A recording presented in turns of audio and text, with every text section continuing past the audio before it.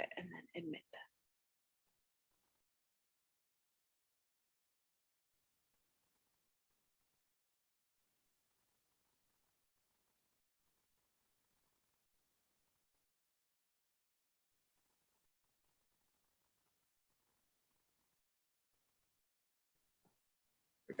Hello.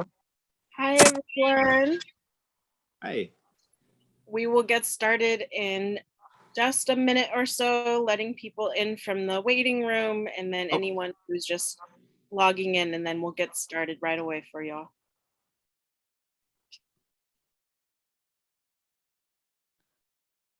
Hello. Hello, good afternoon to everyone joining. Thanks for joining. Thanks. I just want to be sure you can hear me or I can hear you. Testing Yes. the mic. Okay, thanks. Perfect, thank you. Yeah, we'll just a quick format update as people continue to trickle in. We'll just ask that everybody remain on mute while we present.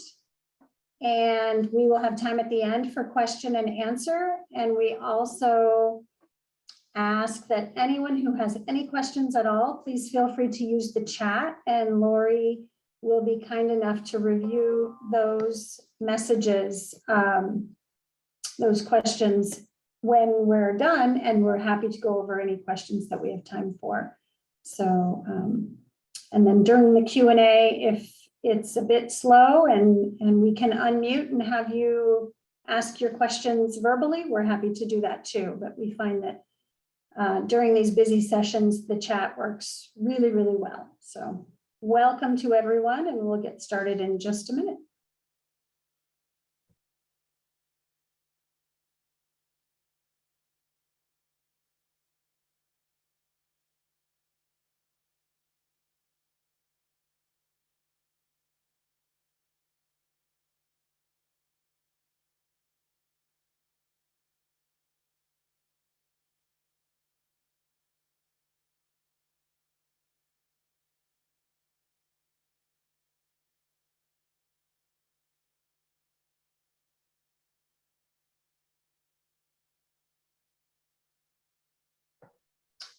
Good afternoon, everyone, and thank you for registering for our Bursar's office financial aid and one-stop presentation. We're happy to have everyone here, and as people continue to filter in, we'll go ahead and get started in the interest of time.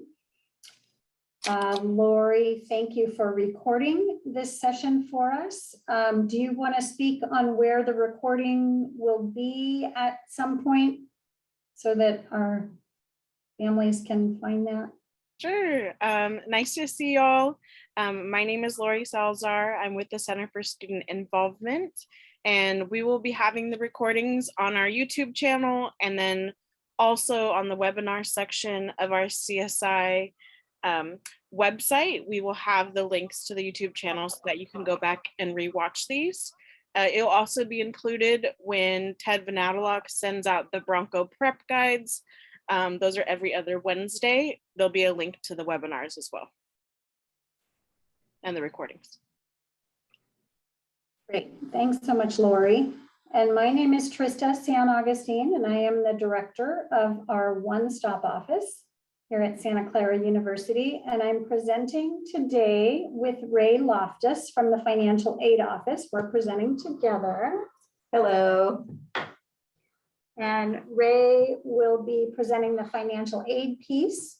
And our colleague Carol Imper is usually with us, but got pulled away for a project. So Ray and myself will be presenting, and we're thrilled to be here providing you with all the necessary information with regard to billing and financial aid. It's just this necessary evil that creeps up every 3 months when bills are due. So we want to make sure everybody is educated on the process, so that and you know your resources, so that we can assist you with anything that you need. So with that, we'll go ahead and get started. If those of you who just joined, I just want to make sure that I remind everyone, if you can please remain on mute. And if you have questions as the presentation is moving along, please feel free to use the chat. We will answer all questions in a Q&A at the end of the presentation. So if what we are talking about sparks another question, please throw that in the chat and we're happy to answer that. So just quickly, the overview of what I will be discussing today, the Bursar's office functions and our Bursar's office website. The Bursar's office is a new term specific to higher ed. And essentially it's just our billing office, the office that does everything related to billing. Our one-stop office is unique to Santa Clara University, and some other universities do have a one-stop type office, so we'll go over that. Some new terminology here within higher education: FERPA, which is a federal regulation, and authorized payers, two separate authorizations that the students can authorize, both equally important, but two separate authorizations. We will go over our online billing and payment center, so all parents will have the opportunity to receive their own username and password to view and pay bills online. And we will discuss our health insurance plan and how to waive out of the health insurance plan if your student already has health insurance through you. The Cowell Health Center is the name of our health center here on campus. So if you hear the word Cowell, that's in relation to our health center. And we'll discuss the sponsored tuition insurance plan, which is a different type of insurance. So we'll go over that. Two different types of insurance. It gets a little bit confusing, but they're very different, and we'll discuss that as well. And of course, our refund policies. So the Bursar's office and what our Bursar's office does, our Bursar's office is sort of a back office department that produces all of the bills. Different departments on campus that have charges, such as our housing department or our health center, send over to our Bursar's office the charges for the students. And our Bursar's office creates the billing statement with all the charges, brings in the financial aid from our financial aid office, and creates a billing statement. And so they administer the SCU pay site, which is where students and parents can go log on to the portal to view and pay bills each quarter.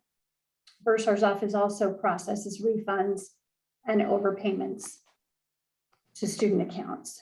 The Bursar's office website is here, scu.edu/Bursar, and there are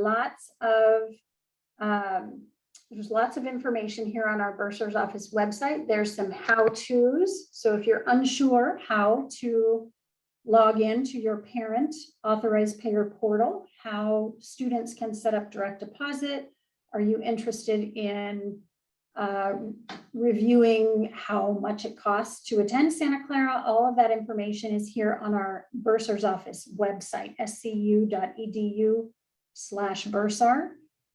All of this information, again, as Lori said, will be on the recording. Feel free to take pictures of any of the slides that you want to refer back to later, but just know that you can always refer back. Our one-stop office is an extension of 3 critical offices on campus. Not all universities have this one-stop office, but we at Santa Clara University, we realized that billing, financial aid, and registration questions always overlap. They are very closely intertwined, and a question for financial aid could easily become a question for the Bursar's office and so on. So 10 years ago, we created our one-stop office, which our staff here at the one-stop is cross-trained to answer questions on billing, financial aid, and registration issues. So your calls are not being transferred from one department to another. We can answer all of your finance-related questions here at the one-stop.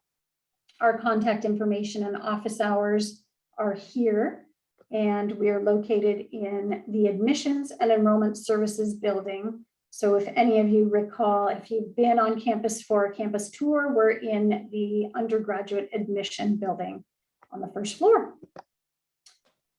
FERPA is, again, a federal regulation. It stands for Family Education Rights and Privacy Act. This is a federal law that all universities are bound by. And what this means is that now that your student is enrolled in an institution of higher education, they have a right to their own privacy.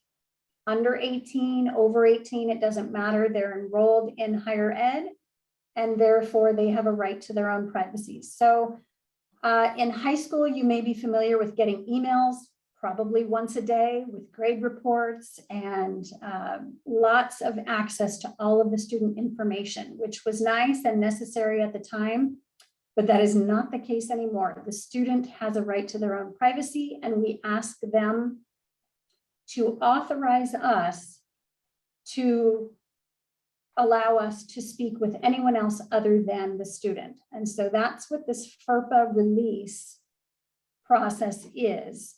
It allows the student to tell us, administrators here at the university, who we have been authorized to speak to in detail about students' financial aid and billing and registration and finances. So we will talk more about the FERPA release and how students can authorize you as parents or anyone else who is who's helping to pay the bill. We definitely want to be able to speak with you in detail. We just need the student's authorization to do so, which is a bit different than I think what most of us are used to. The FERPA release can be completed by the student on the student's eCampus portal. So for the next 4 years, students will have access to an online portal. Right now we call it eCampus. And on eCampus, there are many tiles or square icons where students can choose where they need to go. One of which is the academics tile.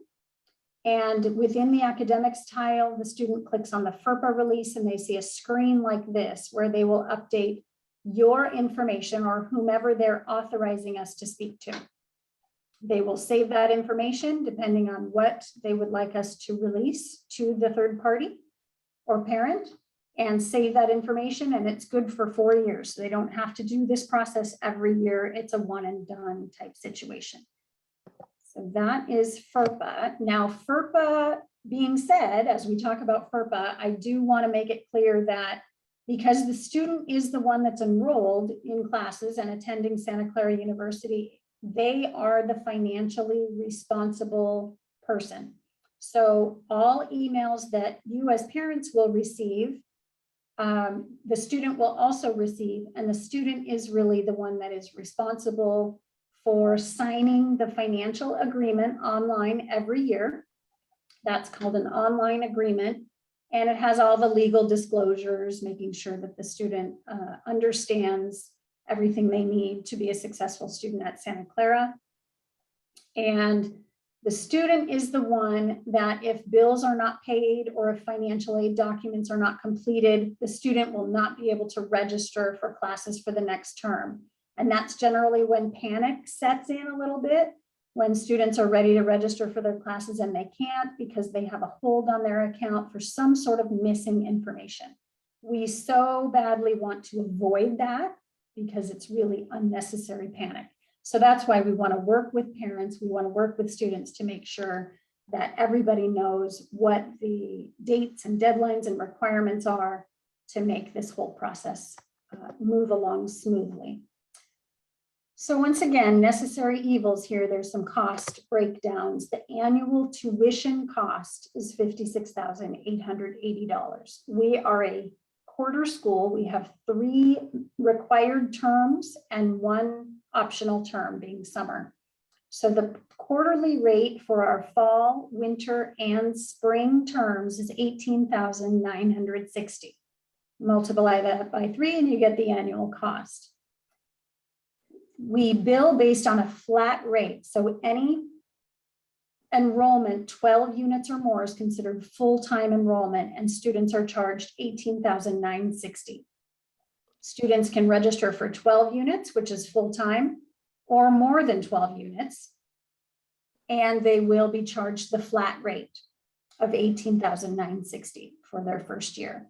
If a student is enrolled less than 12 units, which is very rare, but can happen possibly in the last quarter of their senior year when maybe they don't need a full-time schedule to graduate, students will be charged the per unit rate. This year in 22-23, it's $1,580 per unit.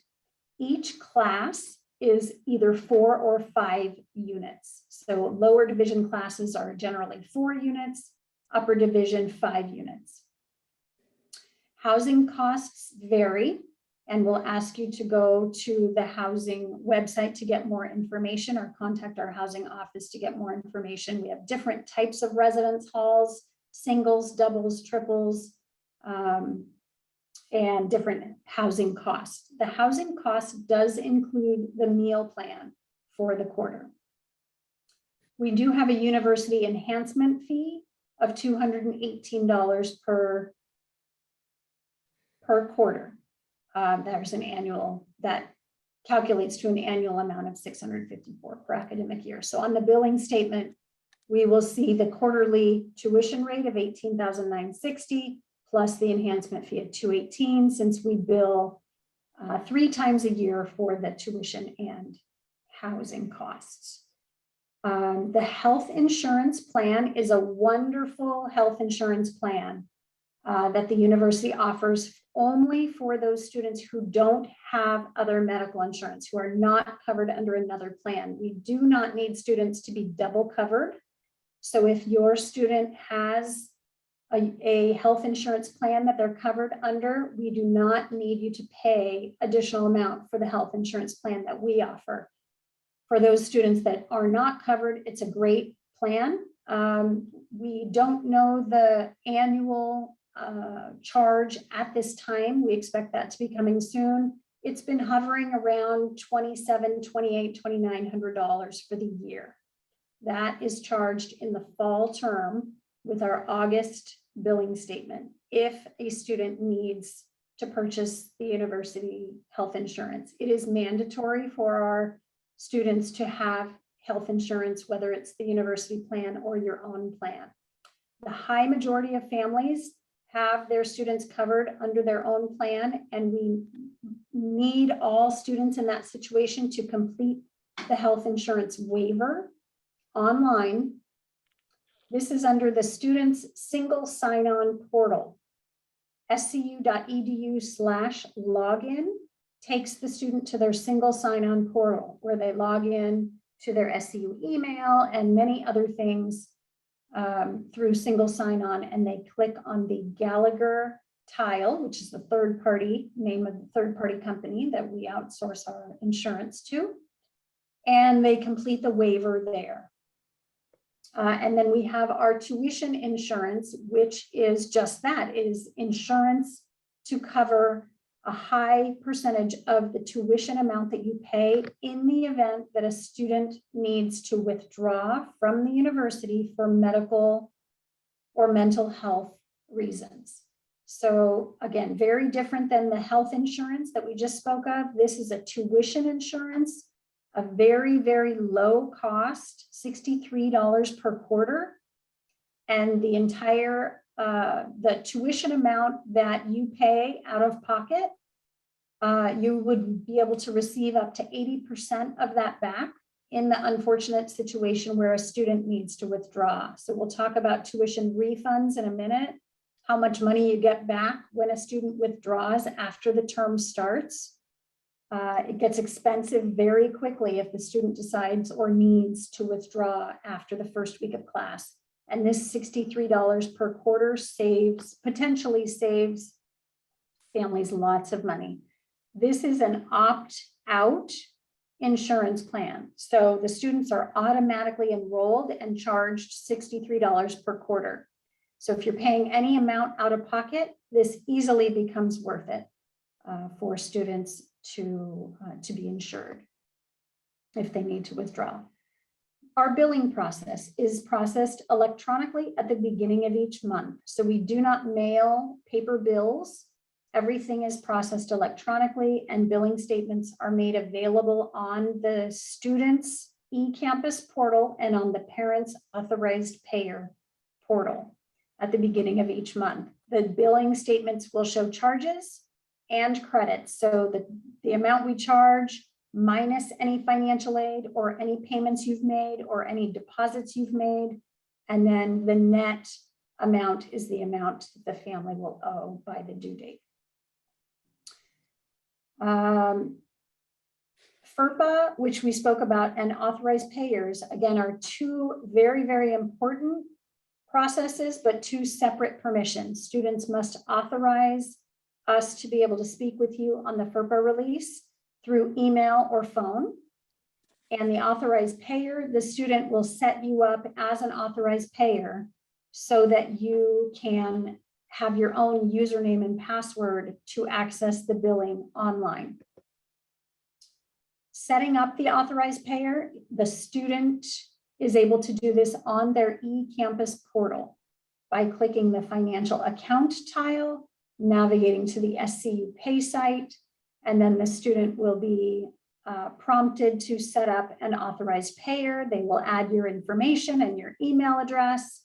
You, as the parent being set up as the payer, will receive an email with instructions on how to change your password, which you will write down in a very safe place and save for the next 4 years so that you can log in 24/7 whenever you want. You don't have to bother your student, who's of course busy studying and will not answer your phone.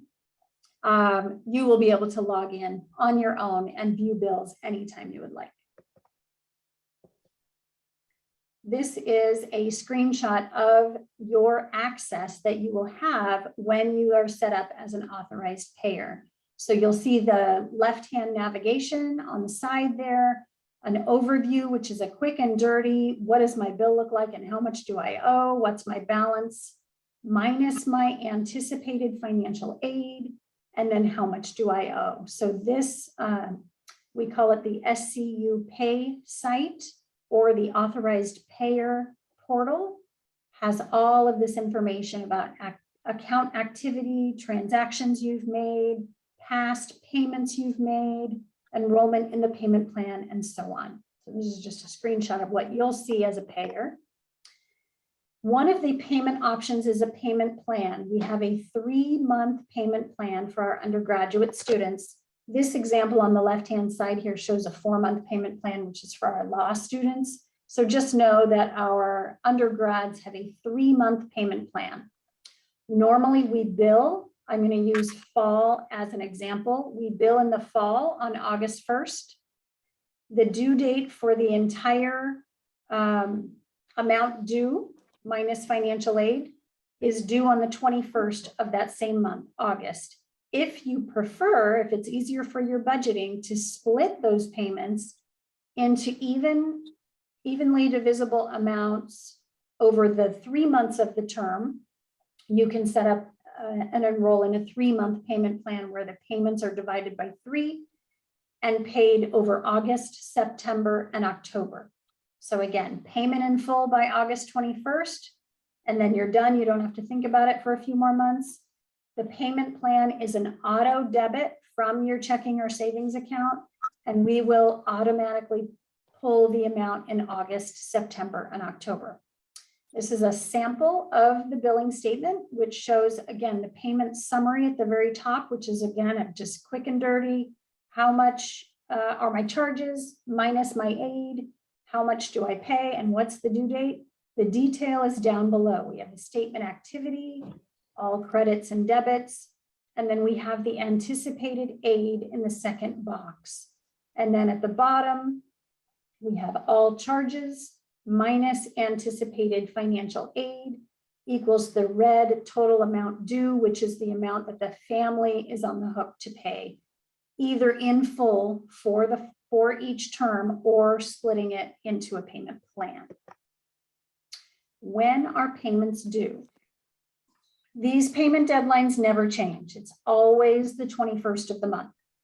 We create the billing statement on the 1st of each month, and families have the next 21 days to arrange for payment. So for instance, for a family who has money coming from a 529 college savings account, that we don't have an electronic payment option. The 529 companies literally issue a check and mail it to our office, and we process the payment when we receive the check. So we do need those 21 days, many times much less time than that, but we allow the 21 days for families to arrange for payment, decide how they want to pay, and get the payment to us by the 21st.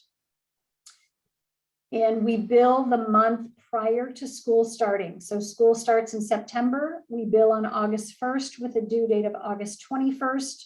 Winter, same thing. We start after the holidays in January. We bill December 1st with a due date of December 21st. In spring, rather, we start the spring term in April, but we bill on March 1st with a due date of March 21st. Payments not received by the due date are subject to a $100 late payment fee and a financial hold that prevents registration. So this is where I was mentioning at the beginning of the presentation. We want to make sure that parents and students are communicating. The FERPA release is updated. Parents have authorized payers so that everyone has the information that they need in order to get us the payments on time, or contact us prior to the due date so that we can work something out and help families that might need some sort of explanation. We're here and available and happy to speak with you. How to pay, lots of different ways to pay. Most families choose to, through their authorized payer portal, log on to the payment portal, view the bill, make a payment via e-check. The university does not accept credit cards for tuition and fees. So any online payment would come from your regular checking or savings account online through the payment portal. We do accept payment through the mail from the 529 college savings accounts from anyone who wants to write us a check on behalf of the student and mail it to our PO box. The PO box is, of course, on our website as well, so don't feel like you need to gather all this information up right away here. International wire transfers are conveniently sent to us through a company called Flywire. So for any families making international wire transfers, we use a company called Flywire, which is much less expensive, better conversion rates for those international families. Inside the One Stop here in the office, we accept checks over the counter. Students can come in and use our kiosks and make payments online or submit a check to our office. At this time, we are not accepting cash payments, but we do accept checks in the office. And the 529 college savings accounts, some require the billing statement that I showed you a copy of. You can save that as a PDF, email it to your 529 company. Others just simply need a phone call from you saying, hey, Santa Clara University has a billing due date coming up. Please mail them a check for X amount. Add the student ID number on the check. They will mail it, send it to us, and we will credit the student account. And again, that generally takes much less than the 21 days we allow, usually within a week and a half to 2 weeks. That's all done. Payment plan. So again, we talked about the 3-month payment plan option. If you choose not to pay in full by the 21st due date, you do need to enroll in a payment plan by the 21st and make your first payment. So the first payment of a payment plan is due by August 21st. The second payment is auto debit from the same bank account on the 15th of September and the 15th of October. Families must re-enroll in the plan each term if they want to take advantage of the payment plan. So in December, we will create a billing statement for winter. You will re-enroll in the payment plan by December 21st and make your payment in December and then auto debit in January and February. The same thing happens again in March. You'll enroll in the payment plan if you choose not to pay in full by March 21st. And your auto debit is March, April, and May, and then you're done for the year.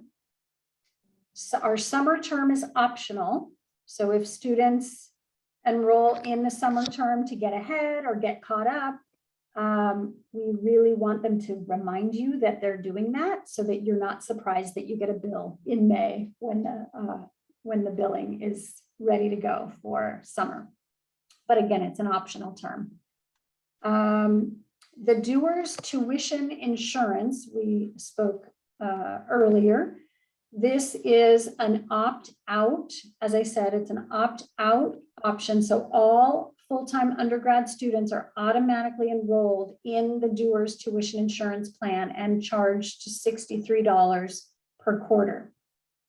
This insures students up to 80% of out-of-pocket tuition costs for any diagnosed medical or mental health situation. So if a student needs to withdraw, we are a quarter school. Things move very, very quickly, so much quicker than a semester school. We have 10 weeks in each term and 1 week of finals.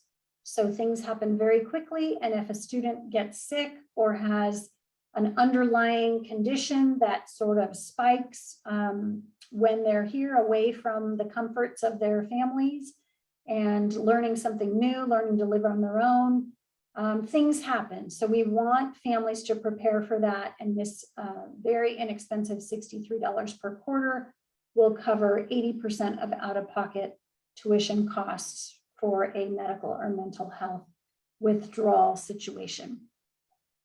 Again, there is an opt-out process. So if the student has a full tuition scholarship that will cover tuition costs regardless of if a student needs to withdraw or not, that might be a situation where the families may want to opt out of the plan and get the $63 reversed so that you're not paying $63.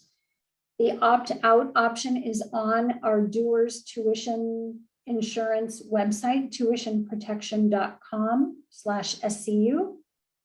Again, we highly recommend that students remain in the tuition insurance unless there is some sort of a full tuition scholarship that you're not paying anything for tuition out of pocket. Then again, it's up to you, but you can opt out. We've seen many, many situations where perfectly healthy, happy students are at Santa Clara living the dream, and something happens. And of course it's unexpected. Of course we don't want our students to be sick. And that could be, a broken bone and I can't get to and from class, and it could be, whatever it is. So we just want our students to be protected financially. Tuition refund policies. So this is where the doers tuition insurance may make a little bit more sense. Again, we're a 10-week term. Each term is 10 weeks with 1 week of finals, moving very quickly.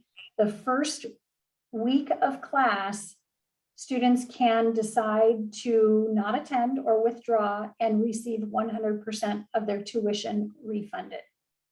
That week happens very quickly. Students need to finalize their schedule and attend classes to see what their classes are like, and they can withdraw for any reason, medical or not, during the first week and receive their money back. Immediately on the Monday of the second week of class, families lose 50% of their tuition. So it gets expensive very quickly, which is why the doers tuition insurance saves you from having to stress about making a decision quickly about withdrawing from the university, if that's the case. By the third week, 25% tuition refund, and by week 4 of the 10-week term, if a student needs to withdraw for any reason, there is no tuition refund. So it gets expensive very quickly. Students that drop courses after the first week will not receive a tuition refund because you're getting a flat rate cost for 12 units or more. A second definition of refund, we want to make sure that these two definitions of refund are refund policy for withdrawing from the university, and then refunds for credit balances.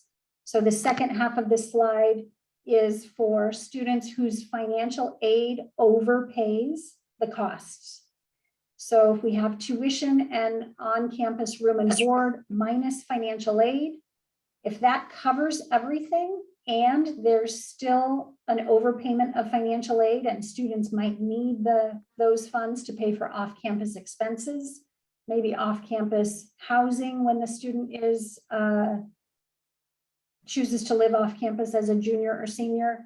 We call these refunds of credit balances. And this process begins during week 2 of the term and continues so that students can get their money that they need to pay their off-campus expenses. And again, second week of class, after the students finalize their schedule, students will set up direct deposit on their eCampus portal and request a refund so that we can push that money out to the checking account so that either you or the student can use that money to pay expenses. This is a cheat sheet of what the eCampus portal looks like. So you'll see in the dark bold squares, these are called tiles, and students can click on these different tiles. We talked about the academics tile, which is where students can complete the FERPA release. The tasks tile is an important tile that shows student holds. So if there's something restricting the student from doing anything, that will be in their tasks tile. So anytime a student logs into their eCampus portal, they want to look here first and see if they have any holds. Financial aid has a tile on the eCampus portal. Students can accept and decline their financial aid here on eCampus. This may look familiar. Most students have already accepted or declined their financial aid. We've got grades. We've got the financial account where students can view the SCU pay site, view the bill, enroll in direct deposit, and so on. So lots of things going on their eCampus portal. As parents, you will have access to the SCU pay site as an authorized payer. So when students set you up as a payer, you will have access to the SCU pay site where you can view and pay the bills. Homework items. Boy, sounds like school, doesn't it?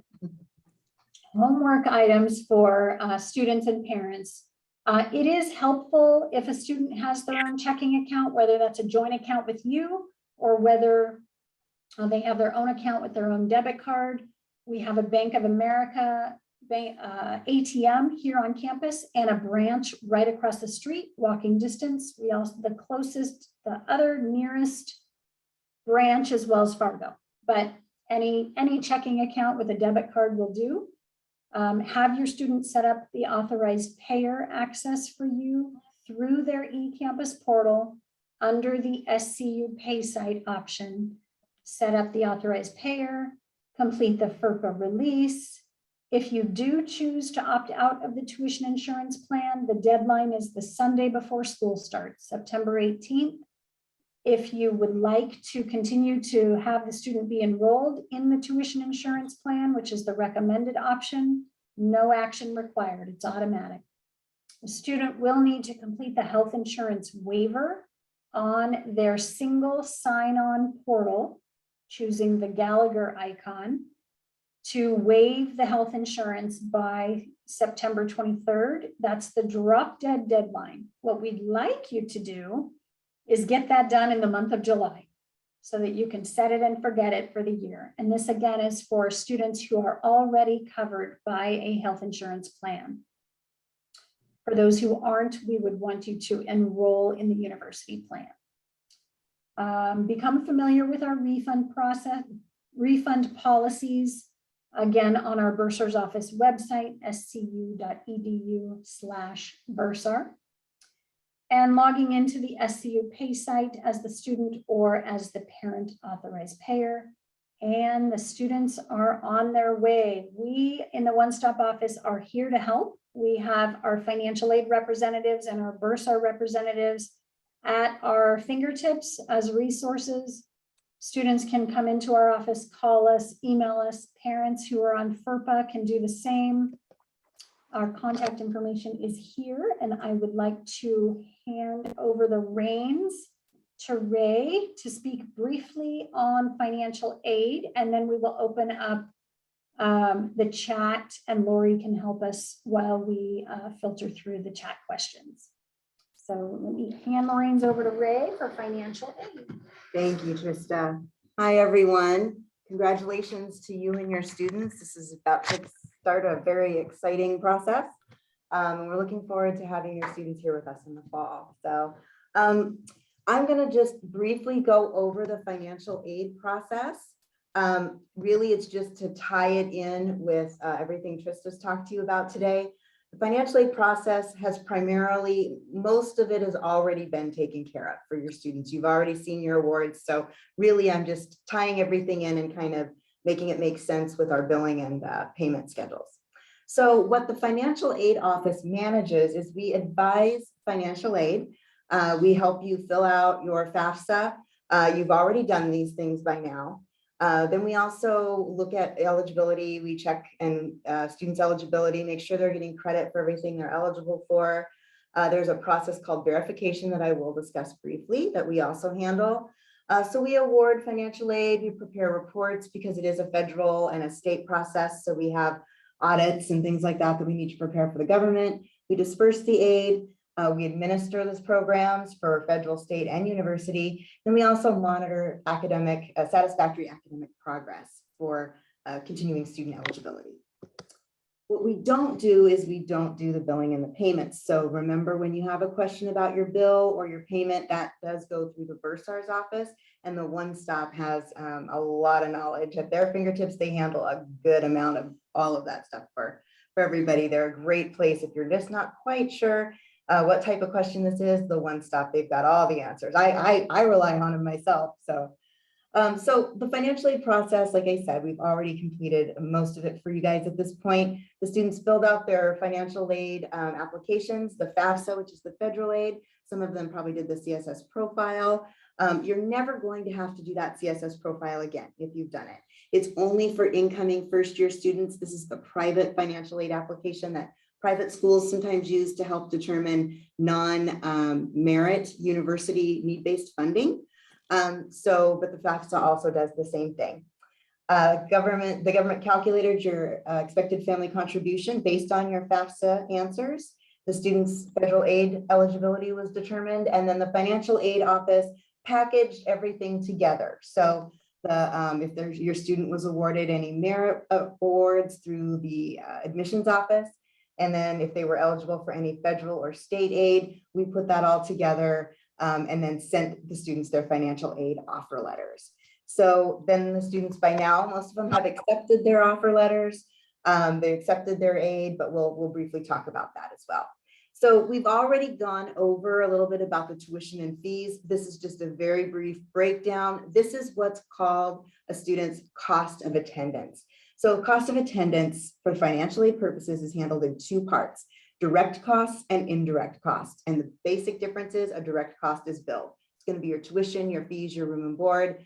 So this is all going to be part of your bill. And when you do see your bill, you're going to see the direct costs. And then underneath it, this is on your bill, you're going to see the financial aid that's been awarded to your student. So then anything that would be left over would be what you would be responsible for paying. So then we're going to move to the next one. And I'm just going to give you a quick rundown of the types of aid students may have been awarded, mostly to let you know how they can continue to receive the aid. So the SCU grants and scholarships, these are things like your SCU Bronco scholarship, or maybe you got an SCU need-based grant, a merit scholarship like our president, our provost, or our dean scholarship.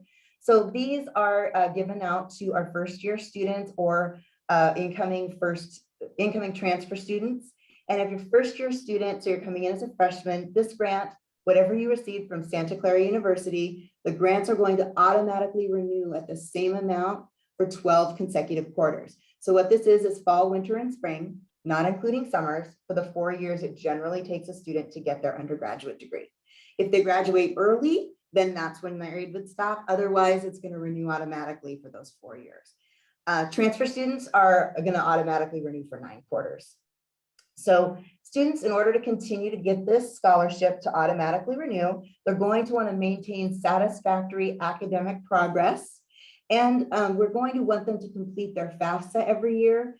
so that they get their need-based grants, like if they received a Pell Grant, or if you're a California student, your Cal Grant. And once again, you're not ever going to have to do that CSS profile again. Incidentally, if you didn't do the CSS profile this year for the first year, that's okay. It's the deadline has passed. It's too late to do that now. It's only one piece of what is used to award a student's aid. And so don't worry about it. But if you did do it, you're not going to have to do it again. It's a bit of a cumbersome document. All right, so there's also need-based federal and state programs. Now for these, you absolutely have to do a FAFSA. If you don't do a FAFSA next year, you're still going to get that Santa Clara money. But if you had any federal or state need-based programs, you won't get those unless you do a FAFSA. So for example, the federal programs would be the Pell Grant, or some students are eligible for the federal supplemental grant. And again, you'd have to do the FAFSA every year. And these are awarded based on the information included in your FAFSA and what your expected family contribution, or EFC, is. These are grants. They do not have to be repaid. It's what we call free money. For state, if you are a California student who graduated from a California high school, you might be eligible for the Cal Grant. You would need to do the FAFSA by March 2nd every year. And this is actually not administered by Santa Clara University, but Cal Grant eligibility is determined by the California Student Aid Commission, we call it CSAC. So one thing that you as an incoming student may need to do is you may have had a different school listed on your Web Grants portal. So Web Grants is the student portal for that California Student Aid Commission, for Cal Grant. So you may need to log on to your Web Grants portal to change your school of attendance, make sure it reads Santa Clara University. That way those Cal Grant funds will come to us and we can award them and add them. You can have those dispersed to your student account in time to pay your bill.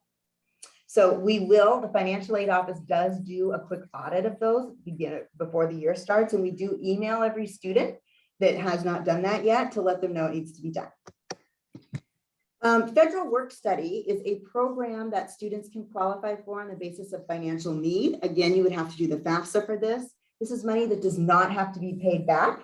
Students get that money by working their job, and students need to get their own job, and then the funds that are in their work study budget are paid to the students through their paycheck by their employer. So just keep in mind when you see that federal work study award, that's not going to come off your bill. That's not an amount that's included in your anticipated aid, because that money is earmarked for a student's paycheck rather than coming off your bill. Now, if you didn't qualify for federal work study, that's okay. Even if you are not eligible to complete a FAFSA, even if you're an international student, you can still get an on-campus job. You just wouldn't be able to say that you're eligible for the federal work study program.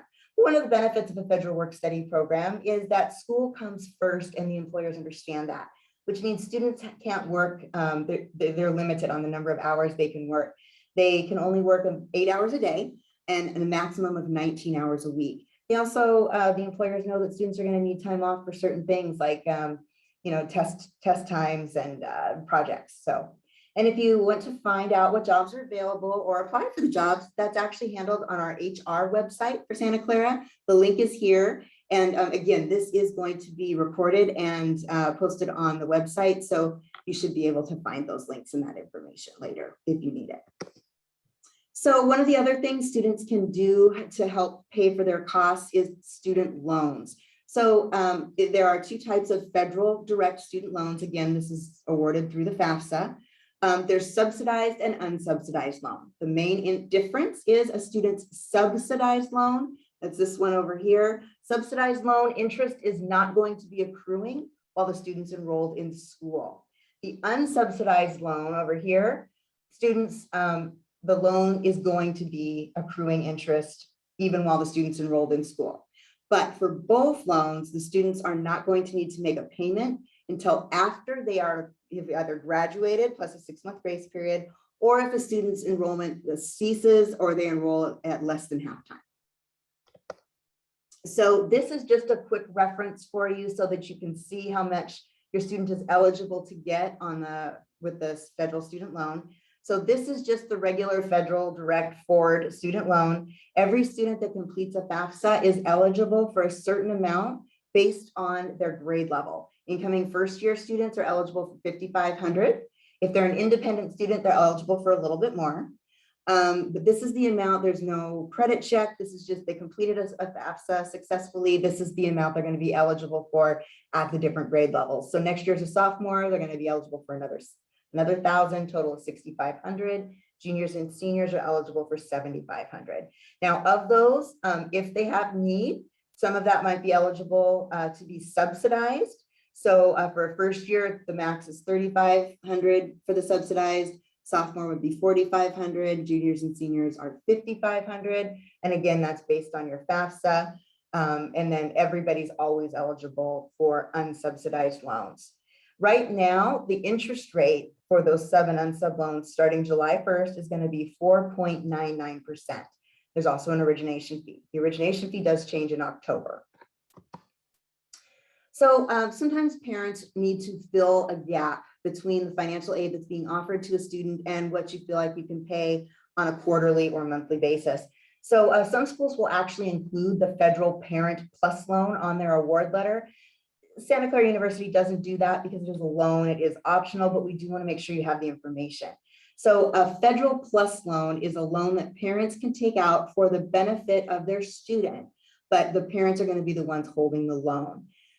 In order for a parent to be able to do this, it does require a credit check. You will have had to do the FAFSA. Your student did the FAFSA.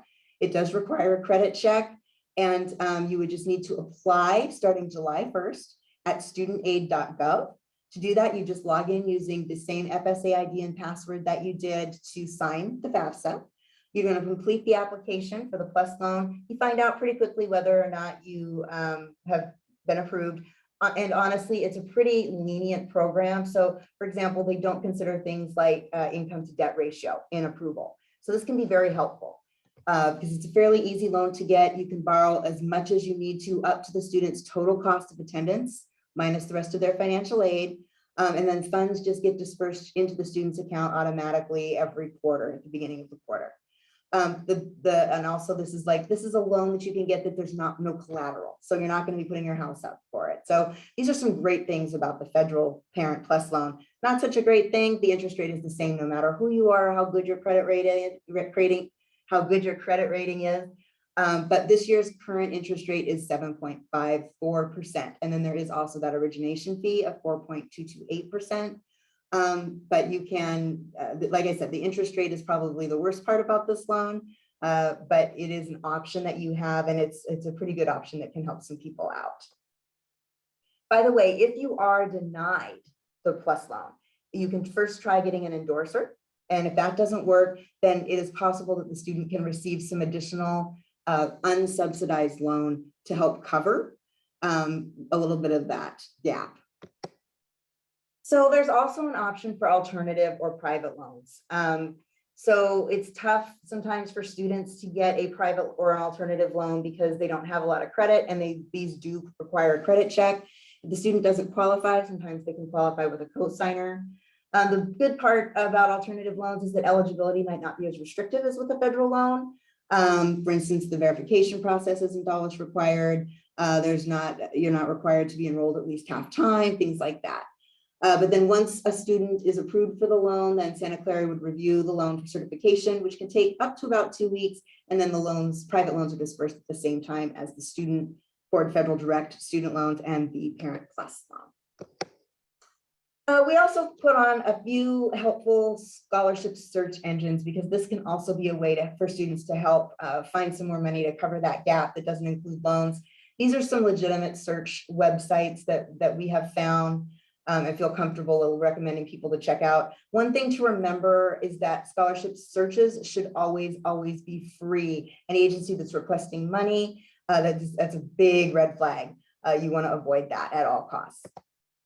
So some quick things to keep in mind.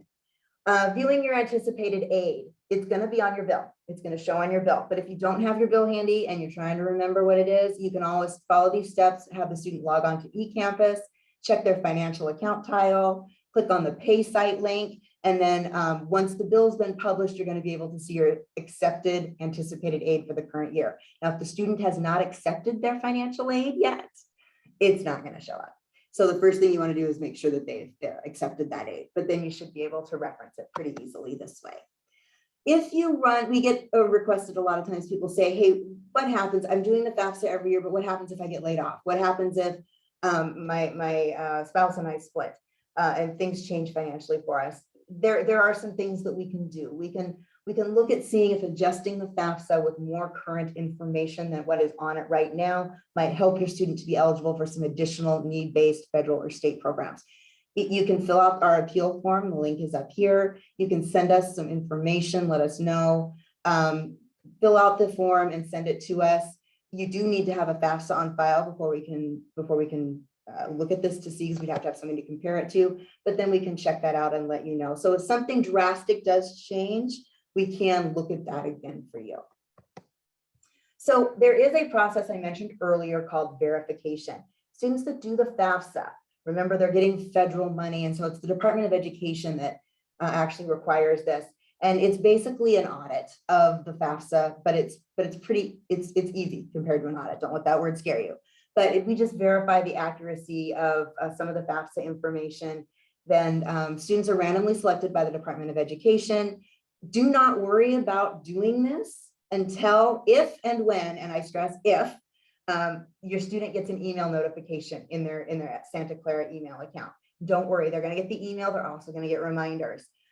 So if they do get that, they're going to want to follow the instructions, complete the worksheet. If we need additional documents, we'll have them attach them. We'll give them detailed information about what they need to do. If you are selected, we want to make sure that it gets done by August 15th, in order for financial aid funds to be dispersed in time for the fall quarter.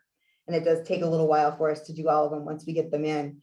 But if you are selected for verification, it does have to be completed before any federal or state aid can be dispersed. Santa Clara aid is not subject to this. So students will get their Santa Clara aid, but federal and state aid, if you are selected, student will get an email and it must be completed before any federal aid, including loans, can be dispersed. Also, as a big reminder, have your student watch their Santa Clara email. Remember, they are going to get the email information now. They are the responsible party. They're going to get the emails. Like, we all know that the parents are a lot of the ones paying the bills and taking care of everything, but just remind your student, watch your email. Emails from the Bursar's office, emails from financial aid office, we all go through the one-stop email. So those are going to come through the one-stop email because it's a way for us to keep track of everything. So just have your students watch for it. Stuff about verification, if there's some loan requirements, any issues they might have with their FAFSA, if there was a problem with citizenship. Some of you may have experienced those kinds of things earlier. Those are going to come through that one-stop email. Information about the FERPA, if it hasn't been completed yet, or if somebody needs to be added. And by the way, one thing to remember is it's not too late to do the FAFSA right now. If you didn't do the FAFSA, you think you might want to take advantage of that parent loan, go ahead and do the FAFSA. Again, the CSS profile, that was a hard deadline. It is not, we can't consider that now. That one's done from now on, but you can still do the FAFSA. And you want to make sure when you start doing the FAFSA for next year, it's going to open up in October. It starts October 1st. You can start to do the FAFSA for the following academic year. So they give you a while. And then you want to complete it by March 2nd to be on that priority deadline, just, especially for Cal Grant students.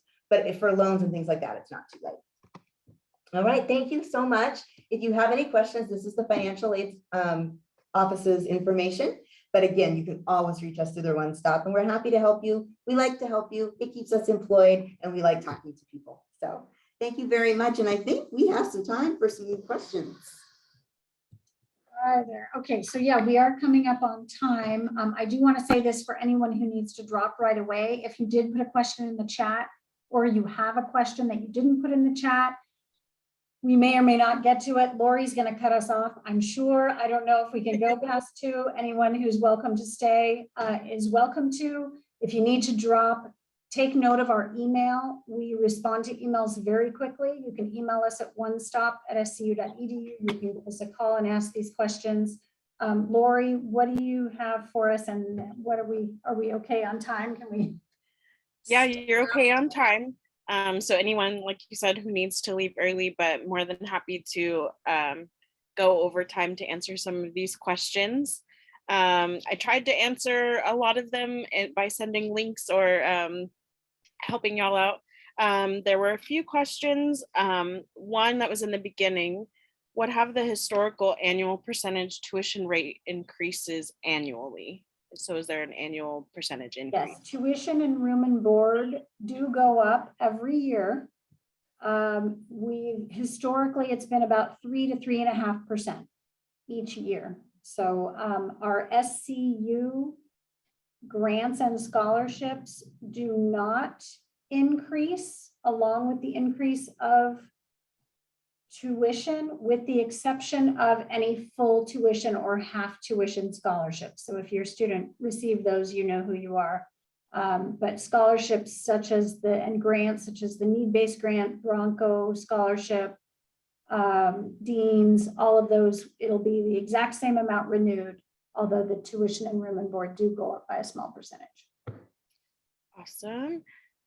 We had talked about the health waiver, and I sent a link over in the chat, but for international students, we couldn't see anything specifically. Do they need the SCU insurance, or can it be waived if they have international insurance? The majority of international students do need to purchase the university insurance. We find that not all of the insurances that international students have are compatible with the university's requirements. So we do have our health insurance coordinator who can answer specific questions about the plan itself and whether or not you as an international student would need to waive or purchase the university health insurance plan. And that's online. The website is scu.edu/COWELL, which is the name of our health center here on campus. It's spelled COWELL. scu.edu/COWELL. Awesome. And I'll put that link in the chat as well. A question that did come up a few times. Does the tuition insurance cover the Parent Plus loan? We saw that it covered up to a percentage for the student loan, but didn't see about the parent loan. Yes, I believe it does. Yeah, it would refund the tuition paid. So that includes any amount. It does refund the tuition paid to a certain percentage, and that would include funds paid with the Parent Plus loan, as opposed to just out-of-pocket funds. Awesome. Perfect. There were a couple specifically about registering for units that are in the chat. And so if a student only registers for 3 classes in the fall, will they need to pay the entire tuition? Yes. So again, lower division classes are 4 units each. So 3 classes would be 12 units, which is full-time. So yes, anywhere from 12 to what we call overloading, which is like 20 units. First year students don't do that. But as you get closer to junior and senior, if students want to overload, they can. It's the same flat rate. So 3 classes, different than a semester. 3 classes, 3 to 4 is about right for completing your degree in 4 years. Generally 4 classes, but yeah. Perfect. I answered some of these. One that I couldn't find, is there a way to have access to the eCampus navigation flow chart? Oh, good question. Yeah, I believe we can make that available on our Bursar's office website. Now that, keep in mind that that is a cheat sheet for students. Parents will not have access to the eCampus portal and all of those tiles. Parents will have access to their authorized payer portal, which is the financial piece.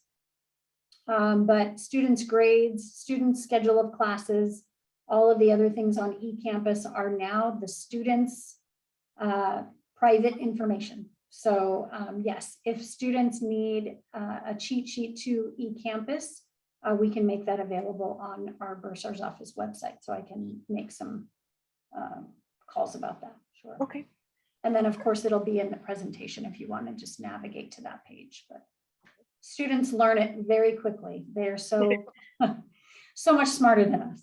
I agree. They learn quickly. Another one for the Parent Plus loan. Does it qualify for the public service loan forgiveness?